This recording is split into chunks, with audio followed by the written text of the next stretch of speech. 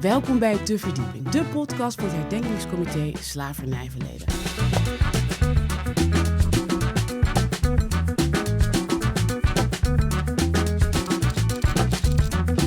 En ik ben Nicole de Borg en dit is aflevering 3 van De Verdieping met twee hele geweldige gasten, namelijk Paulo Martina, de nieuwe directeur van het Herdenkingscomité, en voorzitter Astrid Elburg. Heel fijn dat jullie er zijn.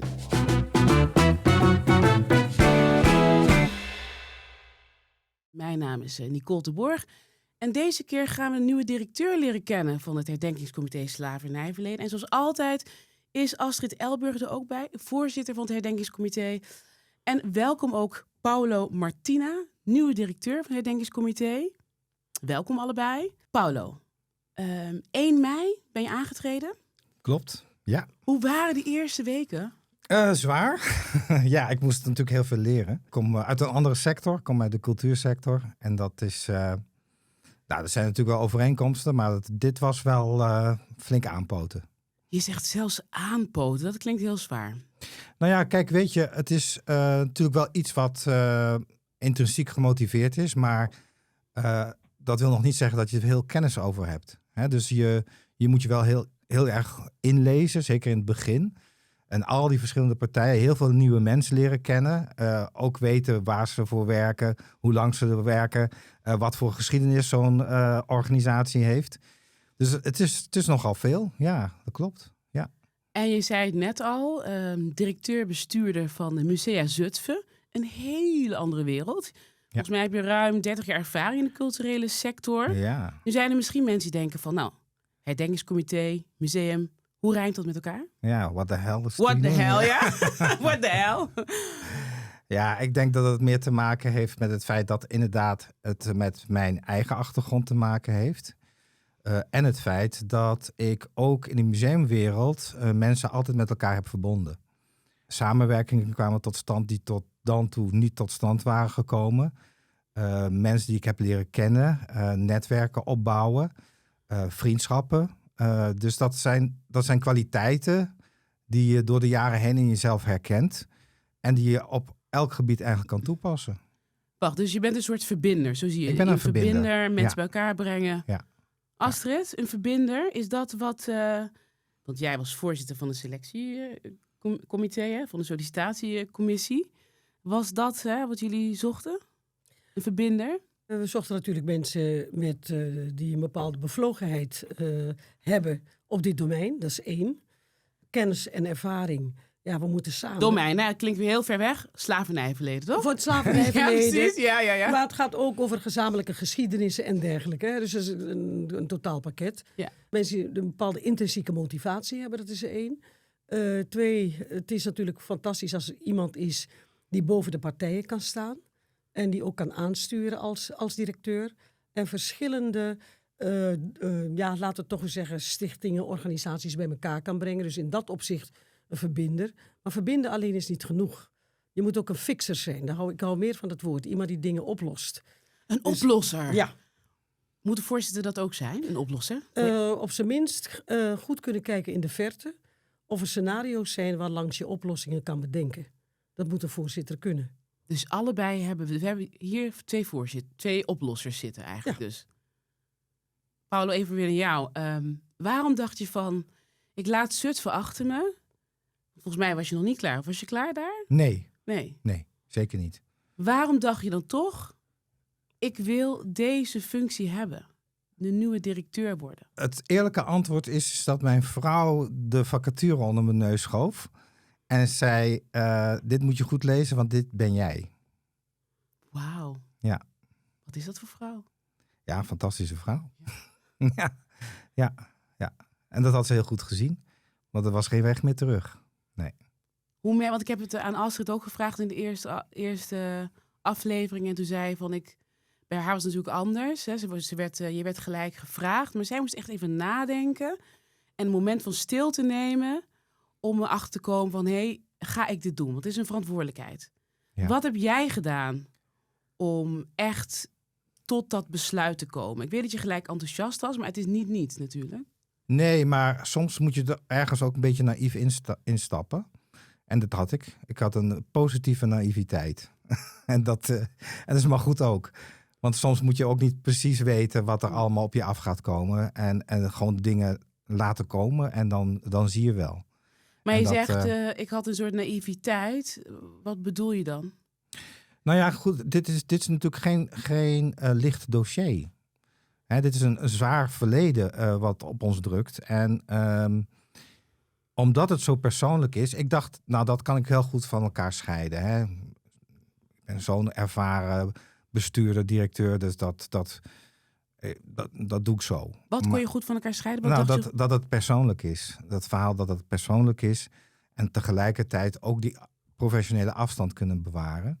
En dat is toch wel wat moeilijker gebleken dan ik dacht van tevoren. Kan je me meenemen naar een moment dat jij het moeilijk had? Ja. Bijvoorbeeld gisteren had ik mijn eerste speech bij de provinciale herdenking Kitty Kotti in Haarlem. En ik ging een persoonlijk verhaal vertellen. En ik werd emotioneel. En ik had dat niet verwacht van mezelf. Ik dacht, nou Paolo, je bent altijd zo rustig en dat gaat vast goed. Maar ik moest even stoppen. Ik moest even slikken en ik voelde de trilling in mijn stem.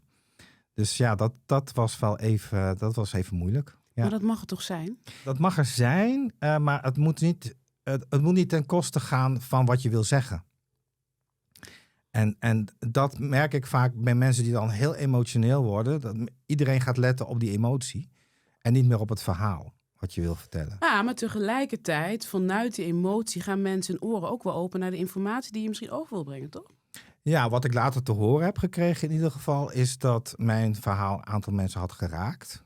Juist omdat het persoonlijk was. Astrid? Dus ja, dat is waar. Ja. Astrid, ik ben nu heel benieuwd naar wat hij verteld heeft. Weet jij, was je erbij in Haarlem? Ik was er niet bij, Nee? maar er is altijd, en Paulo kent me, ik ben van de one-liners. En dan zeggen mensen, only the heart can touch the heart.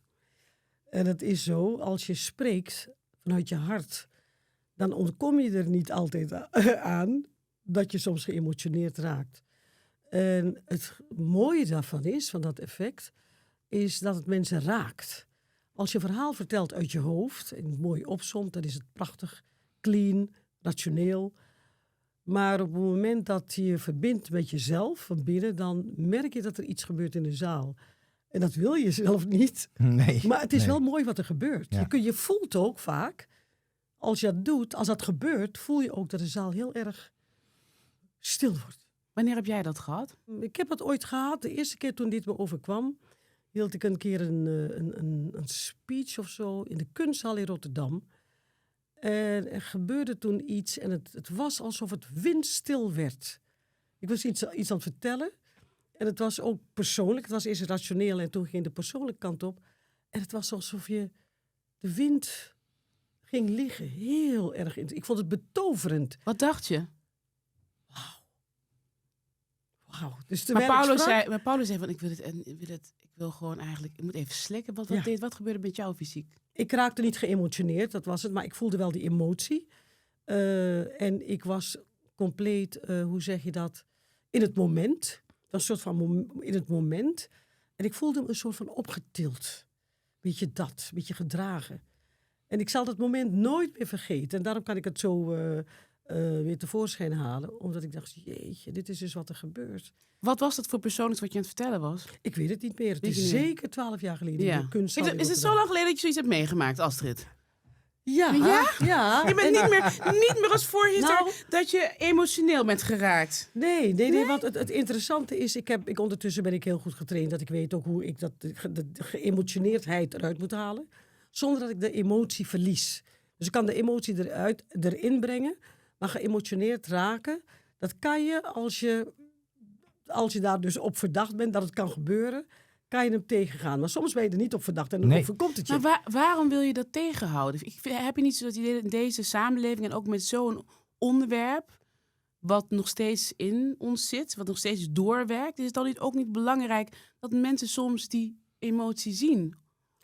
Ja, het is alleen zo dat je daar vaak ook staat als professional. En dan vind je dat je met een bepaalde professionele distantie, zoals je dat mooi noemde, een verhaal moet vertellen. En dan schuw je de emotie niet. Alleen je wil niet dat het je overkomt. Dat je het er even zat. overkomt, want dat- dan raak je een Ja. soort van controle over jezelf Ja. kwijt. Dat is het. En je moet je herpakken, dan gaat het weer goed. Maar op dat moment gebeuren 2 dingen. En je raakt geëmotioneerd en je schaamt je een klein beetje. Ja, die schaamte, Paulo. Ja. Ook schaamte? Ja, Ja? zeker herkenbaar. Ja, Ja? ja, ja, ja. Wat is het meest bijgebleven van wat iemand zei toen je klaar was met de speech? Nou, dat er iemand echt naar mij toe kwam en zei van dat het binnenkwam en dat het hem geraakt had. En dat was wel bijzonder. Ja, dat was zeker bijzonder. Ja. Ik hoef niet de hele speech te houden, maar ik ben heel benieuwd. Wat voor persoonlijks heb je gedeeld gisteren? Nou, het ging eigenlijk over de kracht. De kracht van zoals wij zijn. En ik had het voorbeeld van mijn grootmoeder, die in haar eentje 7 kinderen heeft grootgebracht. Allemaal gezonde mensen geworden. Slimme mensen ook. Waar was dat? Dat was op Curaçao. En zij verkocht loodjes. Hoe heette ze? Nou, ik ken haar alleen maar als Willa. Ja, Als oma. als oma. Ik weet niet eens hoe ze heet. Nee. Nee. Hoe En, is wat, dat, wat weet je verder van haar? Dat is de moeder van je vader, toch? Ja, Je ja vader ik, is heb haar, Julio, ik heb toch? haar gekend als kind tot mijn 7e. En het was een hele... Ik was een beetje bang van haar. Het was een hele zware vrouw, zeg maar. Zwaar, niet fysiek zwaar, maar er was een zwaarte om haar heen. En ze altijd haar mondhoek een beetje naar beneden. Dus half Indiaans, hè? Dus ook van dat strakke Inheems, haar. ja? Ja, Dat is inheems, ja? strakke haar naar achteren. En ze keek heel streng altijd. Maar wat ze zei was altijd heel lief. Hè? Ze was heel lief. Maar ze had zo'n strenge uitstraling. Maar volgens mij moet dat ook wel met 7 kinderen. Dat die hardheid was er helemaal ingeslopen in haar gezicht. Dus zij Ja. is een van die voorouders. Wat heb jij meegekregen van het slavernijverleden toen jij Nou, Curaçao opgroeide? Nou, heel veel van mijn vader. Kijk, mijn vader die was rector van de middelbare school. Hij was altijd met erfgoed, kunst en cultuur bezig. En hij, als klein kind nam hij mij mee in de auto. En dan ging hij langs de landhuizen.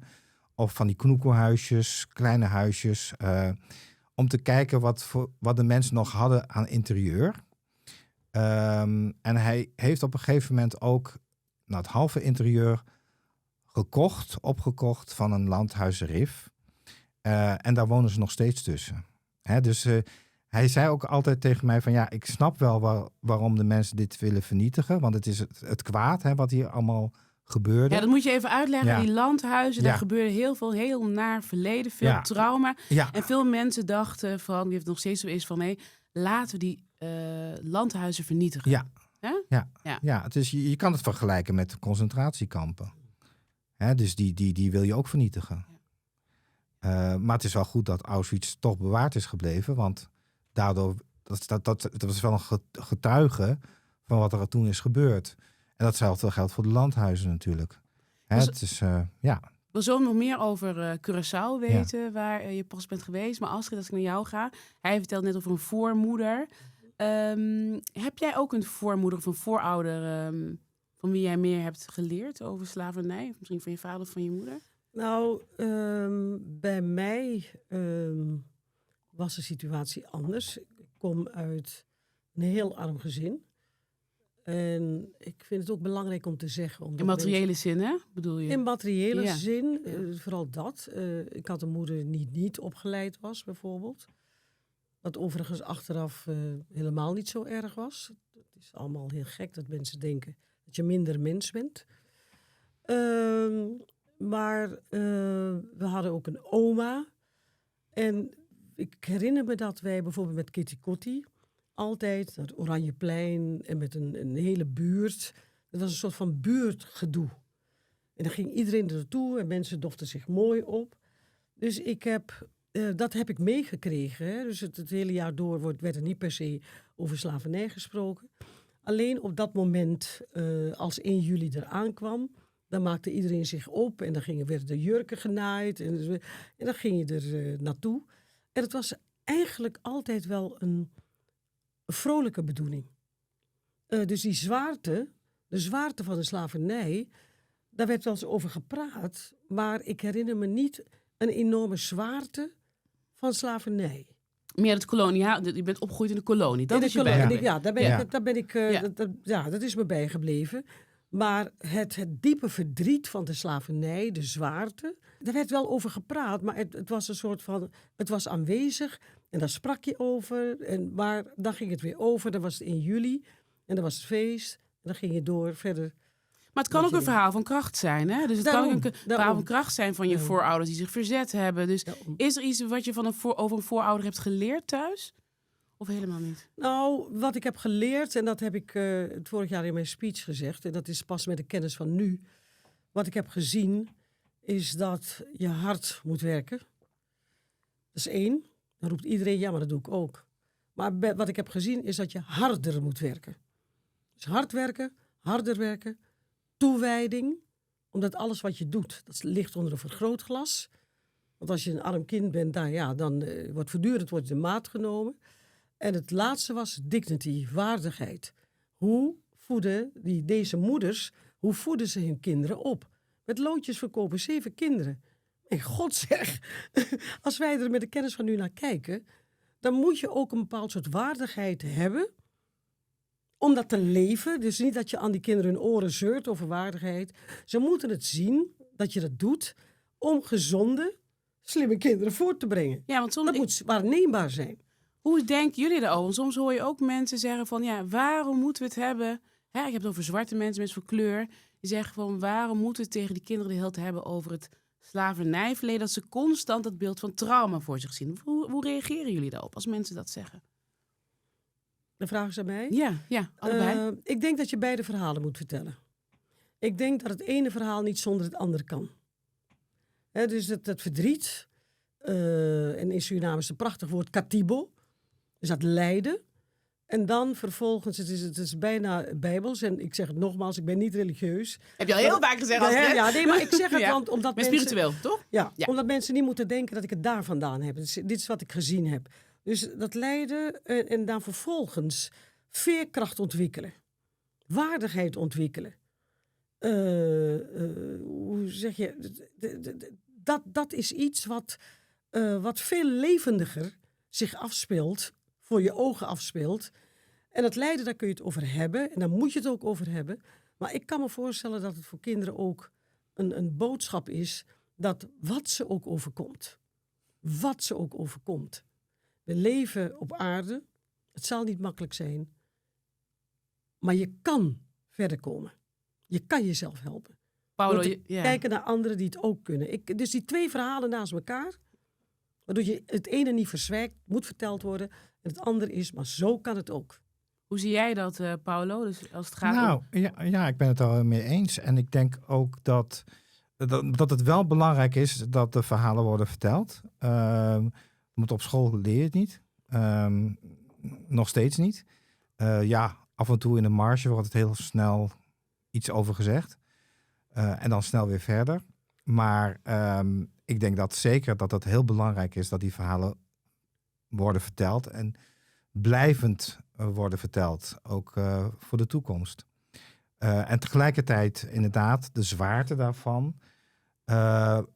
Dat moet je ook compenseren door nadruk te leggen op de strijd die gevoerd is. En de situatie van nu. Waarin je nu zit. En dat je dankzij dat verleden, dat die kracht van je voorvaderen, dat je daardoor zover kan komen nu.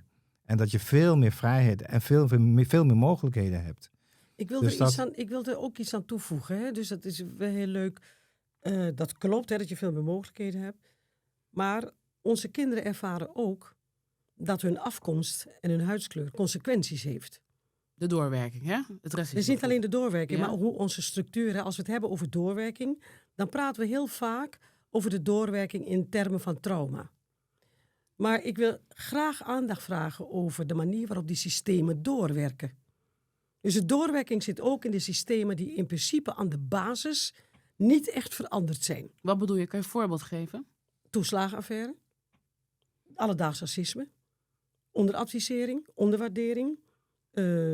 Het heeft sociale, economische, mentale consequenties. En niet alleen in Nederland, maar over de hele wereld. Wil je dat kinderen daar bewust van zijn? Dus wat het Ja, doet? Ja. Het is belangrijk omdat kinderen moeten weten dat het consequenties heeft hoe ze eruit zien. Maar dat geeft ze ook een stevigere positie, want dan ontkennen ze dat niet. Dan kunnen ze Dan zijn ze voorbereid of zo? Dan zijn ze voorbereid. Dus als er iets tegen ze gezegd wordt, of er is iets niet in de geschiedenis of wat dan ook, dan zijn ze veel weerbaarder. En als je het niet tegen ze zegt, dan schrikken ze iedere keer zo. Omdat hen beloofd is dat er zoiets bestaat als gelijkwaardigheid. Maar ik zou je vertellen, kinderen die op ons lijken, die zullen dat heel vaak meemaken. Dat het niet zo is. Ja. Ik wil even naar Curaçao gaan. We hadden het net natuurlijk over de landhuizen. Jij bent pas naar Curaçao geweest. Dat was werkbezoek hè, Ja. als directeur. Hoe was dat voor jou? Nou, het was inmiddels ook weer ruim 6 jaar geleden dat ik er was. Dus er is Hoe kan dat? Ja, 6 jaar niet ja. na je geboorte-eiland? Weet je hoe duur het is om... Ja. Nou, is niks met in een vergelijking met gezin- Suriname. Ja, is dat duurder? Ja, ja, ja. Oh, weet je. Nou ja, dus daar heeft het natuurlijk mee te maken. Maar ik merkte wel dat heel snel gaat op het eiland. Dat er veel verandert. Niet altijd ten goede. Wat verandert er? Gaat het hier over de vele resorts en de mensen die daar komen en van alles daar bouwen met heel... Nou ja, ik noem het nieuw kolonialisme. Het is het toeristisch kolonialisme wat er zich plaatsvindt. En steeds meer stranden worden ingepikt door vooral Nederlandse projectontwikkelaars. Ja, dan moeten we duidelijk zeggen, de Ja. mensen die dus vandaar komen, die mogen daar niet komen. Hè? Dat is Ja, dat. of ze moeten ervoor betalen. Ja. Hè, dus dat is in ieder geval een drempel.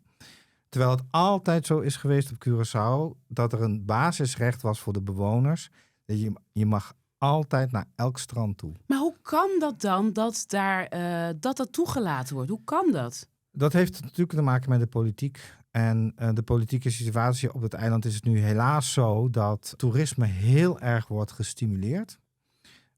Zonder te kijken naar de kwaliteit van dat toerisme. Hè, dus er wordt alleen maar gekeken naar meer Massa. en massa en nog meer. Want ze hebben het nu al over meer dan 1 miljoen overnachtingen per jaar. En zeker met dat voetbal nu, dat willen ze nog meer. En ze kijken niet naar de kwaliteit. En ze kijken ook niet naar wat er allemaal gebeurt met dat eiland. En dat Heftig. is triest. Ja. Ja. Dat modern kolonialisme, zeg je. Ik wil nu nog iets verder gaan, hè, terug naar... als het gaat over het slavernijverleden. Je was daar natuurlijk als directeur, een werkbezoek. Wat is je daarvan bijgebleven als het gaat over het slavernijverleden en Curaçao? Nou ja, we hebben daar natuurlijk een organisatie zitten, hè, met ook een lokale directeur. Wat me opviel is dat er veel hetzelfde is, maar ook heel veel verschillen met Nederland. En wat vooral verschilt, is dat het is een veel kleinere gemeenschap. Iedereen kent echt iedereen. En dat maakt het soms ook veel moeilijker om een bepaalde afstand te houden. Hè? En een professionele afstand. En dat doen ze heel goed hoor, op de eilanden. Alleen, het is wel zwaarder. Het is zwaarder werken, zeg maar. Maar wat bedoel je, waarom is het zwaarder voor de directeur daar? Nou ja, kijk, je moet je voorstellen dat we hebben, hoe je het went of verkeerd, een zak met geld. En er zijn mensen met hele goede ideeën. Maar zoals het bijvoorbeeld ook in een stad als Arnhem of een eiland als Texel werkt, je kent elkaar. En als je dan een aanvraag indient En die wordt niet gehonoreerd? en die wordt niet gehonoreerd, Ja. nou, dat is toch wel heel teleurstellend. Dus je kan je voorstellen dat dat veel dichterbij komt en dat dat ook veel sneller consequenties heeft. En dat is zwaar. Dat is zwaar om zo te kunnen opereren. Pet je af. Ja, Astrid, Ja. hoe moeten ze daar dan mee omgaan op Curaçao? Een kleine gemeenschap en daar onderdeel zijn van het herdenkingscomité? Lijkt me lastig. Nou, het is daar nog veel kleiner hè? Dus dan bijvoorbeeld in Nederland. Waar je moet je voorstellen, het herdenkingscomité bestaat ongeveer, nu bijna 2 jaar, denk ik. Anderhalf jaar. Ja. En het is voor het eerst dat er een zak met geld is, zoals je dat zegt. Nou, zo ontzettend veel is het ook weer niet. Als je ziet wat er moet gebeuren of wat er gebeurt in Nederland. Maar deze activiteiten die draaien vaak op mensen die het voortouw nemen. Vaak uit persoonlijke overwegingen of wat dan ook, bewegingen. Persoonlijke motivaties. Maar mensen kennen elkaar hier ook. Dus ik had er nooit op gerekend dat zoveel mensen mij gewoon kennen. Dus hier is eigenlijk hetzelfde aan de hand. Het is hè? hetzelfde. Ook een kleine gemeenschap. Het is wel een groter land, dus mensen wonen wat verder van elkaar. Ja. Maar two handshakes away. of iedereen kent elkaar of is familie van elkaar. Wat wij hier wel hebben, is dat wij verschillende gemeenschappen hebben. Wij hebben hier de Caribische gemeenschappen, hè, dus van al die verschillende eilanden. We hebben de Surinaamse gemeenschappen die overal wonen. We hebben de inheemse. En we hebben ook de Marons als het gaat om Suriname. Maar toch zijn er in ons type culturen, die veel relationeler georiënteerd zijn er veel dwarsverbanden. Want heel veel mensen kennen elkaar. Dus hier is het ook zo, toch een beetje opletten, belangen, et cetera. Absoluut. Curaçao, daar ben je volgens mij ook naar landhuizen geweest. Ja, het is eigenlijk een beetje een nostalgische tour. Hè? Want onze familie komt van Landhuis Rif. Rif Sainte-Marie. Rijke familie, denk ik dan. Nee, we waren de slaven. Oh, tot slaafgemaakt, oké. De slaafgemaakte. Ik dacht dat je nu daar woonde. Dat je nu, je ouders daar nu woonden. Je ouders, nee hoor, nee. Mijn ouders wonen in Deventer. Heb ik het verkeerd begrepen? Ja. Nee. En ik, wat wel zo is dat toen ik een jaar of 5, 6 was, toen wilde mijn vader dat landhuis kopen. Dus hebben we het nu over? Landhuis Rif. Op Curaçao. Ja. Het is een van de oudste landhuizen van Curaçao. Daar is ook heel veel slechts gebeurd, kwaads gebeurd. En hij nam ons mee. Voordat hij het kocht, nam hij ons mee als kinderen. En ik heb nooit ergens last van. Dus ik vond het fantastisch. Dat uitzicht en er was een badkuip in. En het zag ik dacht, ja, hier wil ik wonen. Ja. Maar mijn oudere broer, die zei, nee, er zijn hier kwade geesten. Dus mijn vader zei, nee, hier gaan we dus dan niet wonen. En dat vond ik heel erg. Ik was heel kwaad op mijn broer. Want ik wilde daar wel heel graag wonen. Maar ik snap het natuurlijk wel. Het is aan de ene kant ook wel weer heel jammer dat mijn vader toen niet heeft verkocht. Want het is een ruïne geworden. Het is helemaal gestript. En er staan nog een paar wanden staan er. En onlangs is het tot een monument verklaard. Dus Monumentenzorg is er nu mee bezig. Samen met de particuliere partij. Helaas konden we er niet bij komen, maar echt heel dichtbij. Maar het is wel heel fijn dat het nu helemaal weer wordt gerestaureerd. Maar het andere verhaal is dat mijn vader weliswaar dat landhuis toen niet heeft gekocht. Maar hij heeft wel de helft van het interieur gekocht. En het is een man van erfgoed en van geschiedenis. Dus. Absoluut. En hij heeft ook altijd benadrukt, kijk, dat zijn de getuigen. En je kan de getuigen wel vernietigen, maar dat is stom. Want zometeen zijn er geen getuigen meer. En het is gedeeld erfgoed. Hoe je het went of verkeerd. Het is gedeeld erfgoed. Het heeft met ons allemaal te maken. En je kan het wel allemaal vernietigen, maar dan haalt het nog niet weg. Het blijft er nog steeds. En welke andere landhuizen heb je gezien tijdens het werkbezoek? Nou, we zijn ook even naar landhuis Jan Kok gegaan. En waarom? Omdat je daar het beste uitzicht hebt op het landhuis Rif. Waar zit het op het eiland? Dat is het westelijk deel van het eiland. Het meest groene deel, het meest heuvelachtige deel. Dunst bevolkt. Landhuis Sainte-Marie, of Rif Sainte-Marie. Daar is ook de eerste slavenopstand geweest. Uit mijn hoofd 1716. Er was ooit een strand, toch? Kan ik me nog herinneren. Iets verderop is een strand. Precies, dat klopt. Daar wordt ook al van alles aangelegd. En ik heb het liever even niet over daarover. Ik zie dat het pijn doet. Het is echt verschrikkelijk wat daar allemaal gebeurt. Ja. Maar goed, en daar is de eerste slavenopstand geweest in 1716. Onder leiding van een vrouw. Maria heette ze. Ja, say her name. Ja, precies. En dat was ook georganiseerd door tot slaafgemaakten die de eerste generatie waren. Dus die waren net een jaar of nog geen jaar op Curaçao. Uit Afrika ontvoerd en dat waren de eerste. Ja, en het waren meer dan 3000 die verdeeld werden over verschillende landhuizen. Omdat die mensen die moesten gevoed worden, want die moesten doorverkocht worden aan de Spanjaarden. Dat was de afzetmarkt. En de Spanjaarden die waren niet zo happig meer. Dus ze moesten ondergebracht worden tijdelijk. Maar dat betekende dat er weinig voedsel was. Want ineens waren er 3000 meer monden te voeden. En die mensen die kwamen gewoon in opstand. Die vonden dat, die waren nog helemaal in hun kracht. Krachtige mensen dus, Ja, hè? en die wilden dat niet. En Maria was een huisslavin. Die moest altijd zorg dragen dat die mensen die aankwamen, dat die te eten kregen en dat ze een beetje verzorgd werden. Maar die was ontzettend kwaad, want haar eerste man was vermoord. En ze merkte waarschijnlijk al dat die nieuwe generatie opstandig was. Dus dat heeft ze waarschijnlijk gestimuleerd. Dus er werden een aantal mensen vermoord.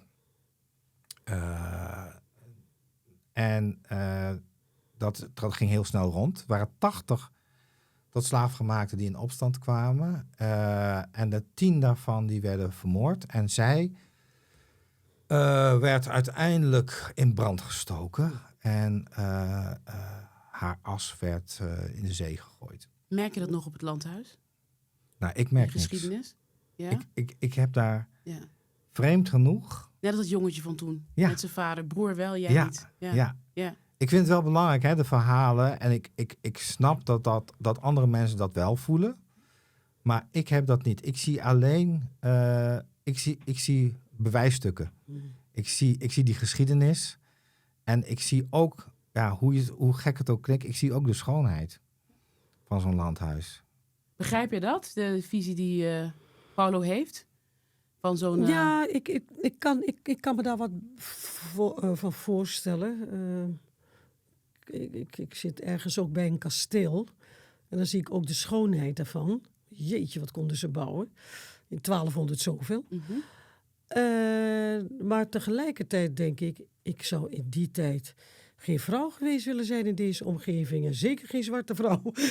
Snap je? Dus ik begrijp dat onderliggende gevoel. Maar wat ik wel mee wil, en dat is met jouw broer. Er zijn mensen die dit soort dingen aanvoelen. Ja. Op de plekken waar ze komen. Dit zijn de mensen die in alle families, hè, we kennen het ook uit Suriname, zijn vaak ook, ik noem het dan, ze hebben een hoge SQ, dat is een spiritueel quotient, dat is een vorm van intelligentie, die voelen dat er onheil is geweest. Ja.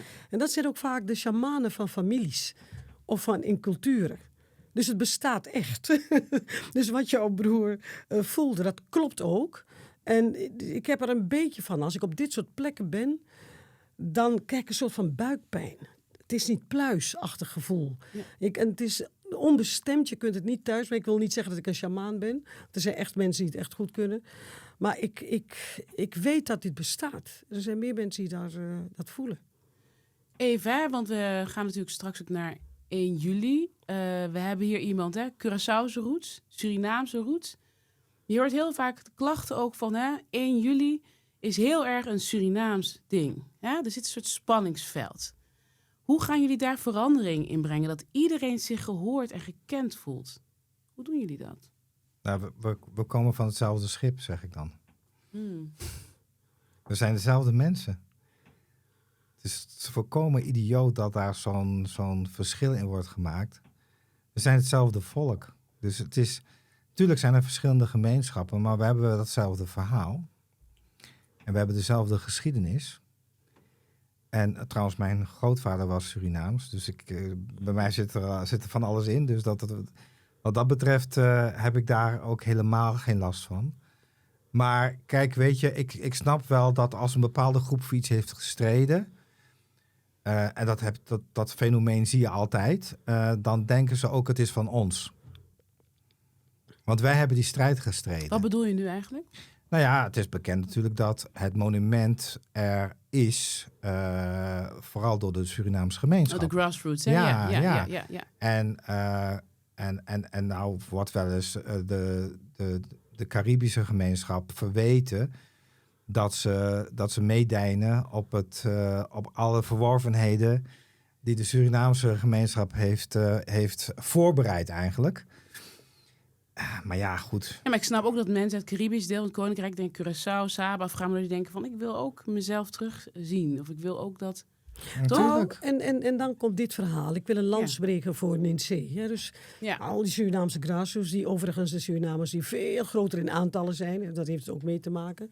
Ook in grotere getalen eerder hier waren dan de mensen uit het Caribisch deel. Er in kleinere aantallen waren. Met kleine concentraties in Den Helder en zo. Dat vond ik zo interessant om te zien in Rotterdam. Dat is echt waar. Groningen ook. Klopt. Groningen ook. Ja. Daar ben ik opgegroeid, dus ik weet het. En dus je ziet dat de kracht om maar door te blijven gaan, om aandacht te vragen voor dit dossier, kwam voornamelijk van de Surinaamse grassroots. Maar nu komt het. In 2022 heb ik in opdracht voor Ninsee, een organisatie, het Nationale Herdenken, waar ik al heel lang mee werkte, als gespreksleider, maar ook onderzoeken deed. In opdracht van Ninsee, betaald door de gemeente Amsterdam, gefinancierd door de gemeente Amsterdam, onderzoek heb gedaan naar inclusief herdenken. Want ook zo'n monument en zo'n strijd, het gaat natuurlijk. Op een gegeven moment heb je ook voortschrijdend inzicht. Dat je denkt, er moeten andere groepen ook bij. De inheemse, de Marons, iedereen ook een stem.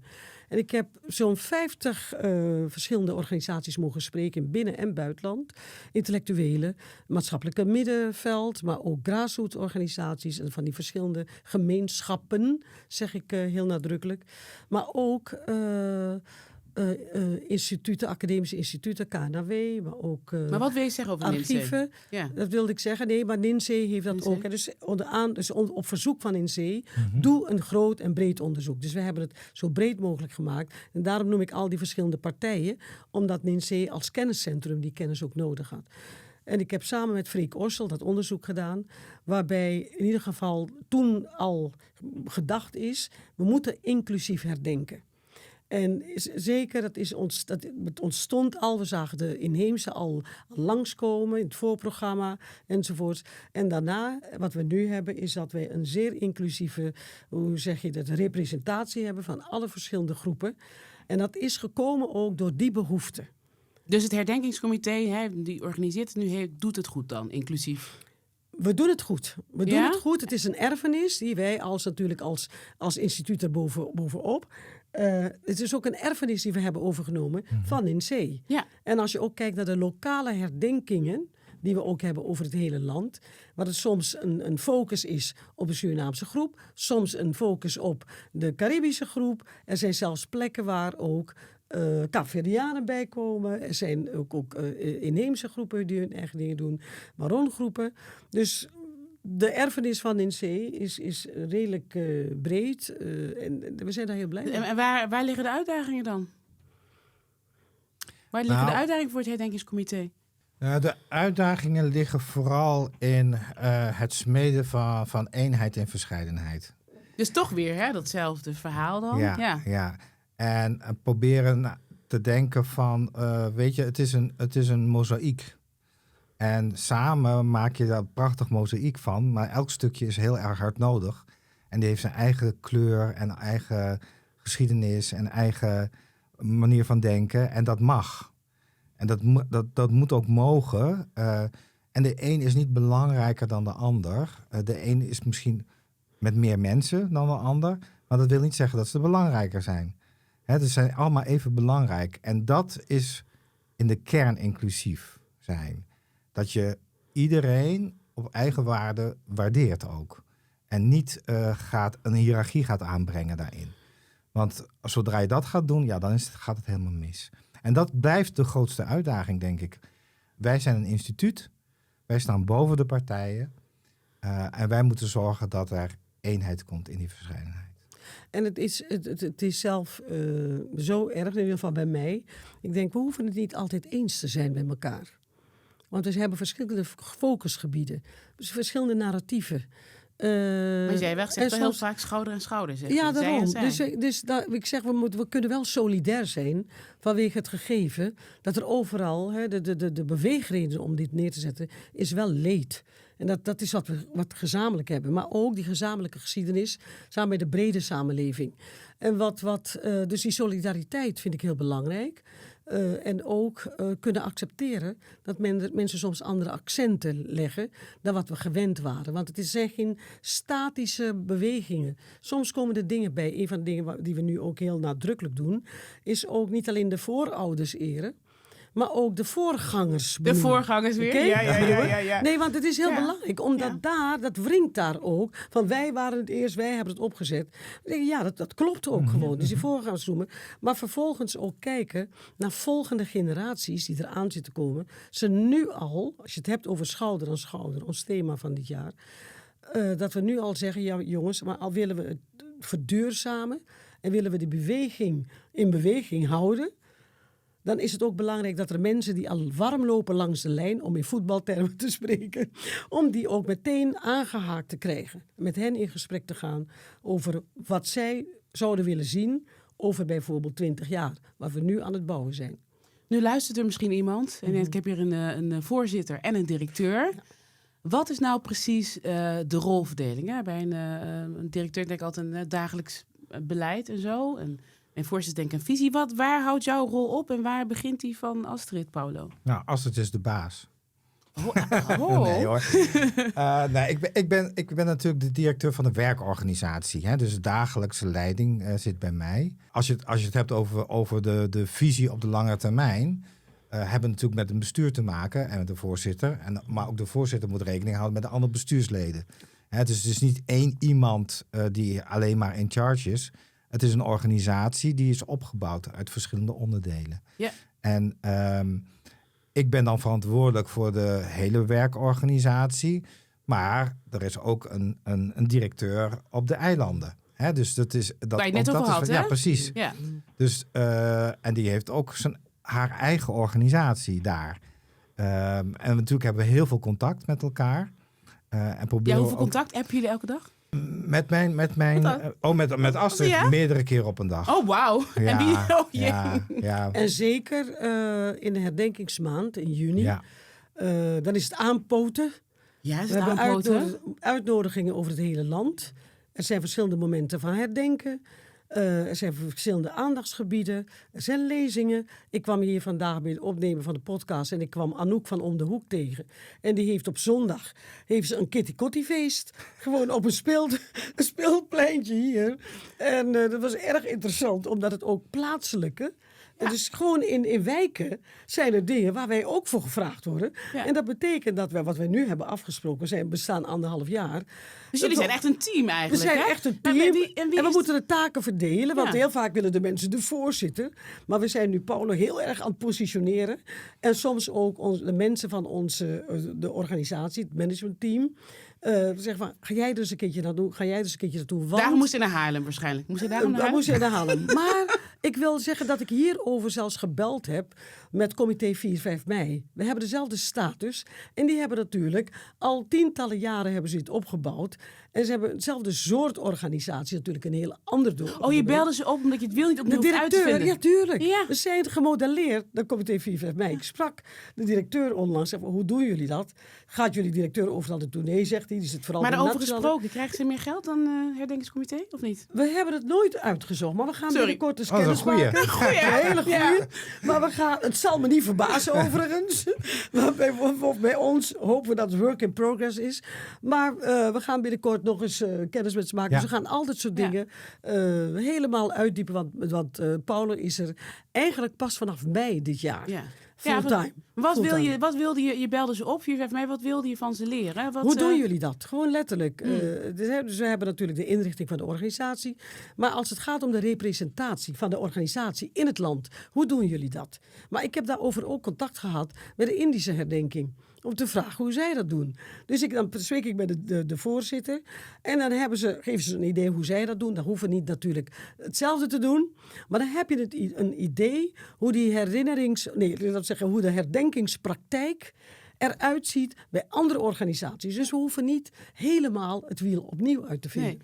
Paulo, hoe vind je het een goede strategie om te gaan informeren bij andere partijen die dit dan... sterker nog, ik doe het zelf ook. Ik heb de oud-directeur gesproken. Ja. En die zei ook, Paulo, luister, wij hebben er 60 jaar over gedaan, hè? Jullie zijn nog maar 1,5 jaar bezig. Ja.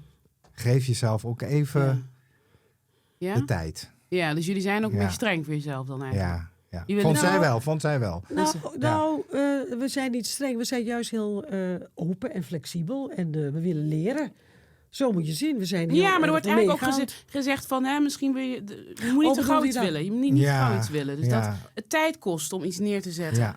Ja, maar we zijn, ik denk vanaf het begin hebben we elkaar aangekeken en gedacht, wij gaan ontzettend veel leren. En we hebben er zelfs over gehad dat het misschien een goed idee zou zijn om het begin van deze organisatie, om soms eens dingen op te schrijven. Hoe mooi zou het zijn als je over 10 jaar, als er andere mensen aan boord zijn, zeggen, dat was de start, de making of, het herdenkingscomité. En maar als we even terug gaan, hè, 1,5 jaar. Ja. Wat heeft het herdenkingscomité neergezet in 1,5 jaar? Ik ben er iets langer, hè? Zal ik die vraag Ja, beantwoorden? natuurlijk. Ja, lijkt me Ja, wel, ja. natuurlijk. Hij is pas een maand. Wat wij hebben neergezet is natuurlijk de samenwerking met Rinsee. Daar is een nieuwe voorzitter, Dave Ensberg en Bianca Groen-Galland. Die herdenken tot en met 2027. Bianca hebben we in de eerste aflevering gehad. Wat wij zien, juist omdat het een portefeuille is van heel veel sentimenten, is het heel erg belangrijk dat je bouwt aan vertrouwen. Oké. En dat je dat heel serieus neemt. En is dat 1,5 jaar dus nu? En in die 1,5 jaar, we hebben laatst ook een diner gehad met ze. En wij merken dat het kunnen uitspreken van dingen. Het met de intentie ook kenbaar maken over hoe je daar zit. Wat je samen wil bereiken. En dat je elkaar ook kunt aanspreken als je het niet met elkaar eens bent. Dat je elkaar ook moet kunnen vergeven. Dus we zijn heel erg aan het bouwen aan dat vertrouwen. Dat hebben we bereikt. Bouwen en vertrouwen en concreet. Ik zie natuurlijk ook heel veel herdenkingen door heel het land. Ja.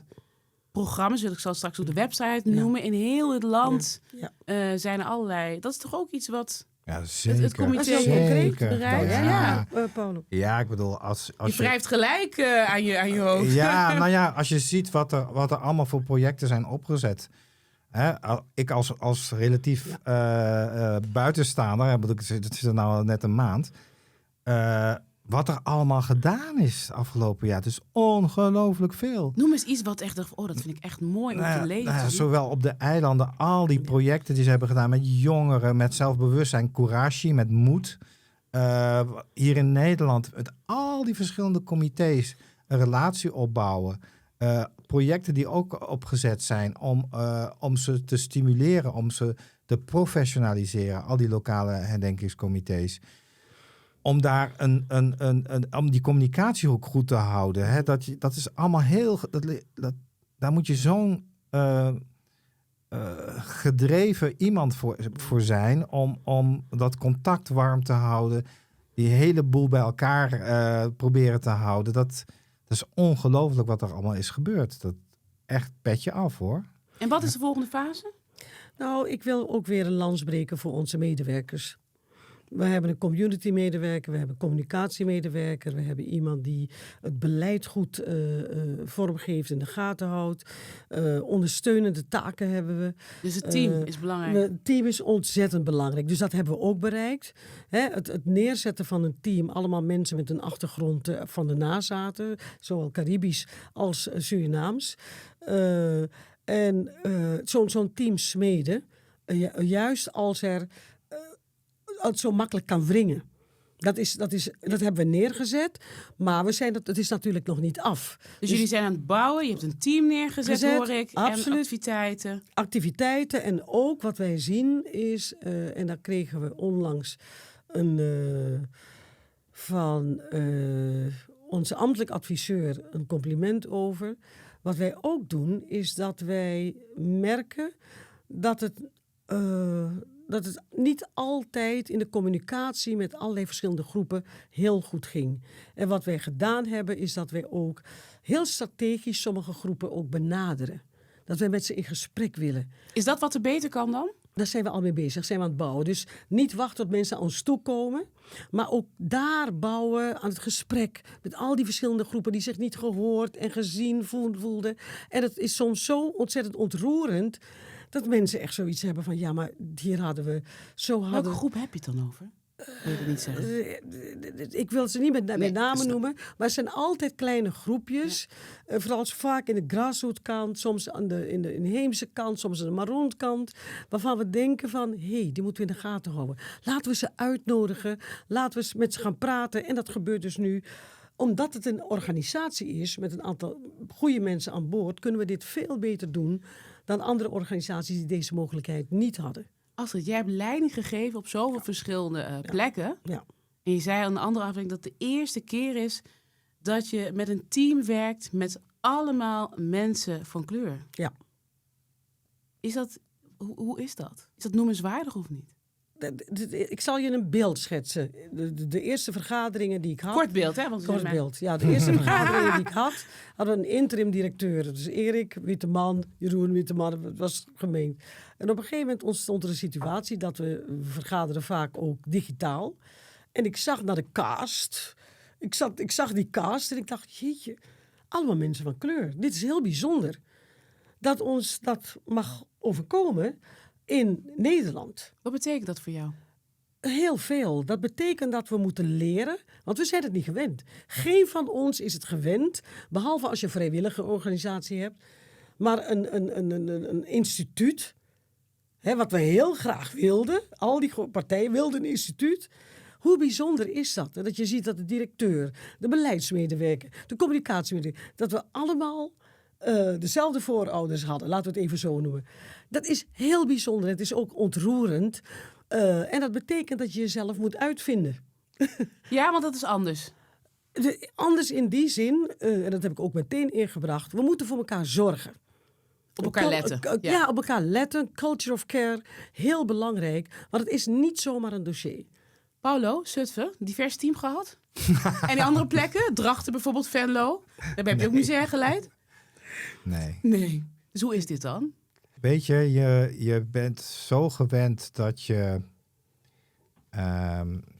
keihard moet knokken. Harder dan de rest. En dat je altijd onder een vergrootglas zit. En het Kost energie, hè? Het kost heel veel energie. En de waardering is er eigenlijk niet. Uiteindelijk is het er niet echt. En wat ik nu heb gemerkt is dat dat hele team bestaat uit zulke goede professionals. Echt zulke goede mensen. Dat ik eerder de neiging heb om ze even wat te laten temperen. Oh, dus dat de care dus waar jij het over hebt. Hè? Dat ze wat rustiger aan moeten doen. Want ze zijn dag en nacht bereikbaar. Het weekend, 's ochtends vroeg. Het gaat maar door. En zulke kwaliteit, ik heb het niet eerder meegemaakt. Komt dat omdat het gaat over iets wat we allemaal belangrijk vinden? Is dat Er is natuurlijk een intrinsieke motivatie. Ja. Maar er is nog wat anders. Als je hebt over leidinggeven die het lijkt alsof we 2 keer zo hard moeten werken. En dat blijkt ook uit alle onderzoeken. Terwijl dezelfde waardering uitblijft. Dus wij zijn gewend. Degenen die boven komen drijven, zijn mensen die gewend waren altijd en overal om 2 keer zo hard te werken. En wat ze boven het hoofd hangt, is dat ondergeschiktheid. Dus bij bovengeschiktheid, qua intellectuele vermogens, blijf je ondergeschikt. Dus doorstroom en behoud, altijd een groot probleem geweest. Snap je? Dus wat er aan de hand is dat je ziet dat in veel van onze natuur zit, en dan gekoppeld aan intrinsieke motivatie. Nou, dan word je een soort diesel. Dan ben je een soort diesel. Dan ben je niet meer tegen te houden. Jullie geven leiding aan een herdenkingscomité hier in Nederland. Jij was 12 toen je naar Nederland kwam. Jij was 18, kwam je terecht in Groningen. Als we teruggaan naar die 2 personen van 18, van 12. Hadden jullie gedacht om dit ooit zo te doen? Dit wat jullie nu doen? Nee, ik dacht toen dat ik politieagent zou worden. Dus dat is heel iets anders. Ja. Nee, ik had dat... Nee. Nou ja, maar je moet je ook voorstellen als je als 12-jarige in Nederland komt. Dat was een shock. En ik was toen niet zo optimistisch. Waarom was het een shock? Je Je kwam terecht in welke plaats? Of all places Enschede. Nou ja, Enschede is nu een leuke plaats hoor. Maar toen was het een grijze gouden textielstad. Met veel van die zwart geblakerde fabrieken. We kwamen ook nog in de herfst, dus dat hielp Oh, ook. wauw, dat helpt niet. Ga je van Curaçao. Daar verlangen we nu een klein Maar beetje naar. even, is het de omgeving, het beeld wat je had als 12 Nee, jaar? we Was er werden meer aan de hand? ontzettend gepest. Oké. Maar wat gepest of Enorm. racisme? Allebei. Wat allebei. maakte je mee? Niet het helemaal een trauma, maar iets... Nou ja, weet je, we hadden natuurlijk echt een vet accent toen we kwamen. Daar werden we dagelijks mee gepest. Niet alleen door leerlingen, maar vooral door leraren. Die gingen ons Jeetje. nadoen. Ja, echt. Dus jij werd Ik werd gewoon... dan zei ik iets en dan deed hij dat na. En dan Jeetje. werd er heel hard gelachen.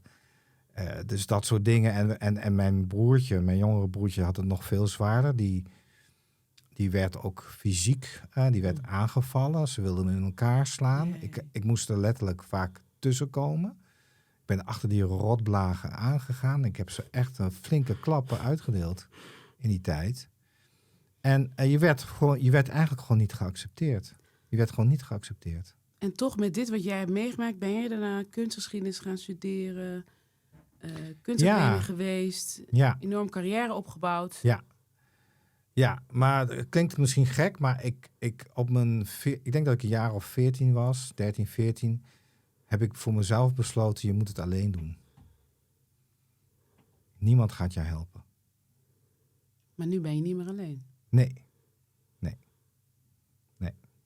Ja, jij was 18 jaar, toen nam je het terrein vanuit Schiphol naar Nou, Groningen. deze raakt mij. Ja, Deze snap raakt mij echt. Ik Durf je ben stil zijn? Durf je stil ontroerd. zijn? Ja, nee, ik ga erover, want we hebben nu zoveel tijd.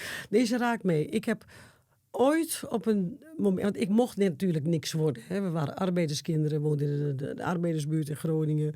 Dan had je die nare docenten die je altijd onderadviseerden. Hè, die met zo'n blik van was niks, is niks, wordt niks. Zo'n blik was je nagekeken. En ik wist dat ik heel hard moest werken. En ik heb ooit eens besloten het alleen te doen. Dus je hebt datzelfde. Ja. Hoe oud was jij? Ik was iets ouder. Ik denk dat ik misschien 19 of 20 was. Ik moet dit alleen doen, want niemand gaat me helpen. En wat het nog veel erger maakte, is dat ik in een omgeving opgroeide. Dus allemaal migranten ook, in de migrantenwijk, Groningen. Waar iedereen een beetje zat te wachten tot mensen ze zouden helpen. Want dat was een beetje de belofte. Daarvoor waren mensen hier ook een soort van naartoe gekomen. Hè, dus mensen geloofden de docenten ook. Mensen geloofden de instanties ook. En elk gesprek dat je had, werd je een beetje naar beneden geduwd. Dus op een gegeven moment heb ik me eruit gedacht en gedacht, hoe dan ook, ik ga hieruit komen. Maar jullie gaan niet helpen, ik ga het alleen doen. Dat is 1. Er is een tweede iets wat mij goed op weg heeft geholpen. Is dat ik was 18 toen ik hier naartoe kwam. En toen ik 19 of 20 was, vond ik een vriendje in Amsterdam op een verjaardagsfeest of zo. Heb je gevonden? Dat vriendje heeft mij gevonden, geloof ik. Maar vriendje is er nu niet meer. Nee, dat gebeurt met vriendjes. Maar goed, in ieder geval, ik stond op het Centraal Station. Want ik kwam vanuit Groningen en iedereen dacht daar, het ergste gaat naar Amsterdam. Ik stond op het Centraal Station en voor het eerst, puur fysiek, voelde ik aan mijn lijf dat ik ergens stond in Nederland en niemand staarde me na. Ja. En ik stond daar, ik heb het vaker met mensen over gehad. En ik denk, dit is vrijheid. Als niemand naar jou staart, maar dat gebeurde dus in die contraien. Dat je eventjes... Dan krijg je dus ruimte. En ik dacht, in deze stad wil ik wonen. Ja. Want hier kan ik mezelf zijn. Ja. Want toen realiseerde ik me niet dat blikken jou begrenzen. Het is niet alleen maar nieuwsgierigheid van, ander kleurtje. Die begrenzen je en die houden je op je plaats. Precies, want je durft niet iets te doen, te bewegen naar een andere kant. Die houden je op je plaats. Dus hier op het Centraal Station, ik heb het later ook aan andere mensen gevraagd, die herkenden toen ik het kon omschrijven, dat er andere mensen die hier zijn komen wonen, dat ook herkenden. Dus ik wilde het alleen doen en ik had die vrijheid nodig, want ik wist niet wat ik wilde worden. Maar daarna heb ik later iets anders bedacht. Ben medisch analist geworden toen daar, omdat ze vinden dat ik dat moest worden.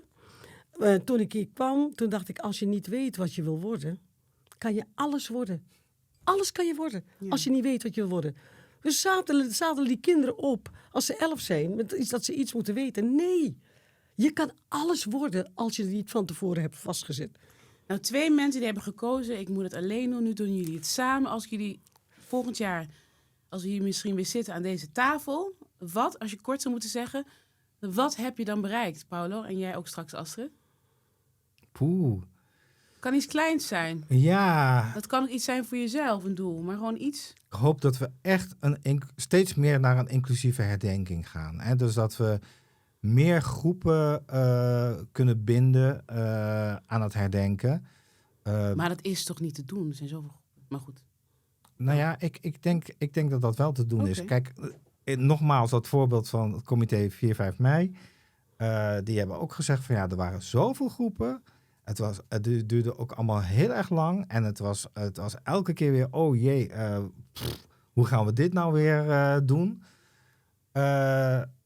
Dan denk ik dat als wij volgend jaar in ieder geval half zo ver zijn, dat we dan heel veel hebben bereikt.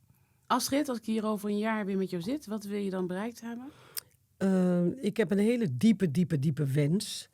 En dat is gebaseerd op, als je kijkt naar onze gemeenschappen, dat het niet makkelijk is om mensen bij elkaar te brengen. En wat in mij leeft, is de diepe wens om die verscheidenheid naast elkaar, die schouder aan schouder, dat mensen naast elkaar staan en dan eigenlijk vanuit een gevoel van yes, we can. We kunnen het wel. Maar dan moeten we ons gaan ontwikkelen op dat vlak. Dat heeft ook aandacht nodig. Het gaat niet alleen maar om de activiteiten en de inhoud en een team. Het gaat erom dat wij iets moeten laten zien. Paulo en ik en met onze samenwerkingspartners. We kunnen het wel. Want ik heb veel te vaak gehoord in het begin, ze vechten elkaar de tent uit.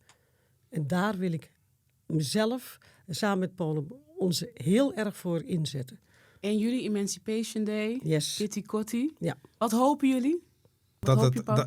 Nou, als ik naar aan de weergoden denk, hopelijk niet zo warm als vorig jaar. Ja, want we zitten hier ook bij de opname met heel veel graden buiten. Hè? Ja? Ja, ik weet niet wat de voorspelling nu precies is, maar 26 graden. Oké, dat is te doen, zou toch? mooi zijn. Ja.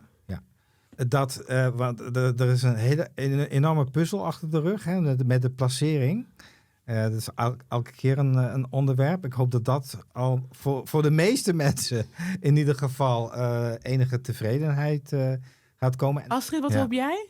Behalve 26 graden? Ik vind dat er een hele mooie herdenking staat. Eigenlijk al. Ja.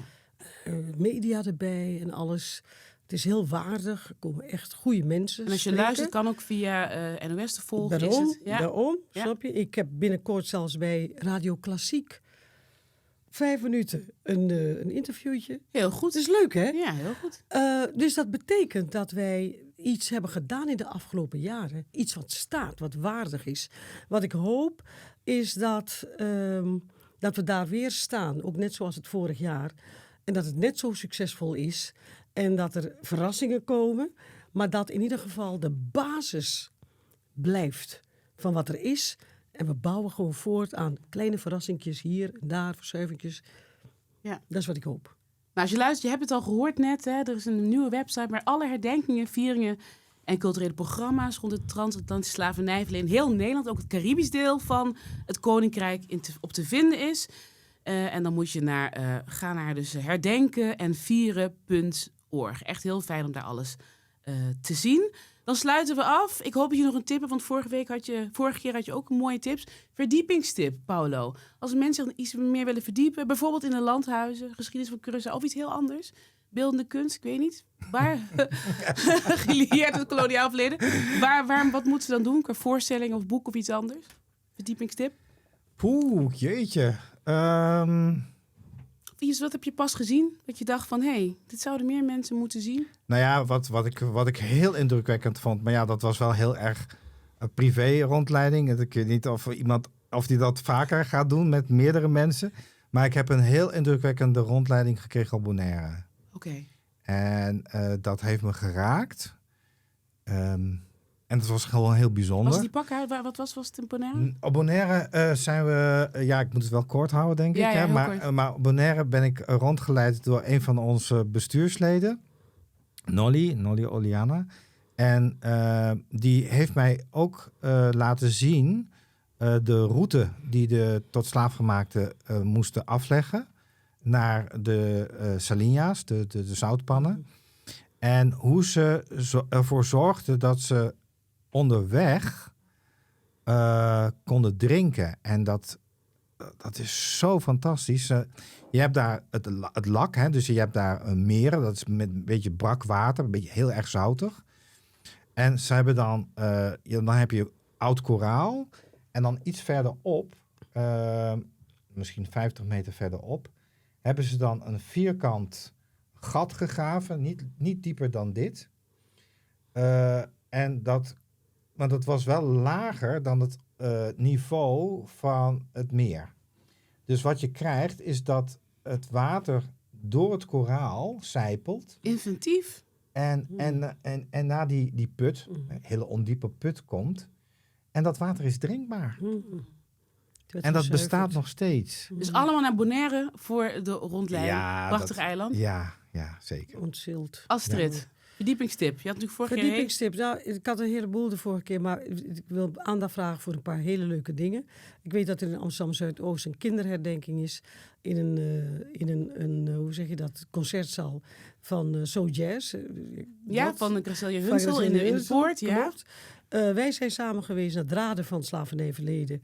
En dat is van Ricardo Burgzorg. Die maakt allemaal hele grote kleden, gemeenschapskleden in verschillende steden. Noord-Holland is hier aan de beurt. Ik weet dat er iets was, prachtig. Het kon het niet zijn, maar ik heb er veel over gehoord. In het Concertgebouw van Orville Breveld, van de componisten. Ja, Mind the Gap, klassieke muziek. En het mooie hiervan is maar het is al geweest. Het is al geweest, dat weet ik. Maar wat ik wil zeggen, je kunt volgens mij nog nakijken. Dus een uitzending gemist of zo. Wat ik wil zeggen is, hoeveel mensen en hoeveel gemeenschappen op hun manier bezig zijn om onze geschiedenissen in beeld te brengen, in kaart te brengen. En de dragers ervan zijn, maar ook de aanjagers ervan zijn. Nou, ik ben gewoon, de verdiepingstip is, laat ons in elkaar verdiepen, want ik denk dat we ontzettend veel talent hebben. We hebben heel veel talenten. En dat komt zo bovendrijven dat je denkt, wauw, dat zijn we dus met z'n allen. Fijn. Nou, dank Astrid Elburger, dank Paulo Martina voor dit gesprek. Dit was De Verdieping. Abonneer op deze podcast en tot de volgende aflevering.